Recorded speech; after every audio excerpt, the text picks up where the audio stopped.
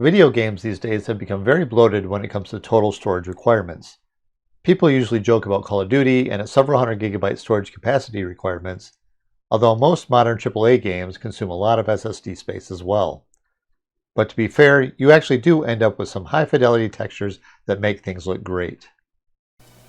Now, I was going through some old files and ran across this file called .kkrieger by a group called theprodukkt.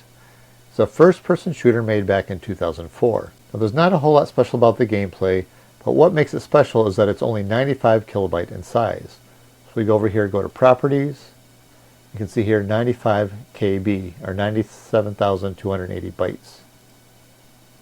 To put that in perspective, if you take a modern 100 gigabyte game file install, divide that by the 95 kilobytes of the kkrieger demo file, that's over 1,000,000 times the size.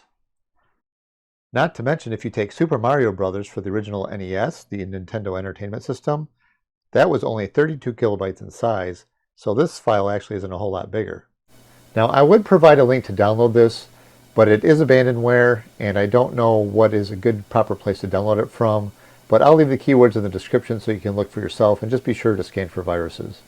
Now, taking a quick look at the README, say here .kkrieger Chapter 1 beta version, a game in 96K by theprodukkt.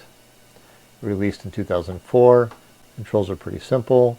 And system requirements: 1.5 gigahertz Pentium 3 Athlon, 512 megabytes of RAM, GeForce 4 Ti or ATI Radeon 8500, and it's a DirectX 9B game. Now, they actually use some sort of algorithm to generate procedural textures, and it actually ends up looking really good. Now, I know this isn't typical of my normal content as of late, but I found it very interesting. Now, I'm going to go through the game. It only takes a few minutes to complete, and without any commentary, just so you can enjoy the textures and be in awe at how it's only 95 KB in size.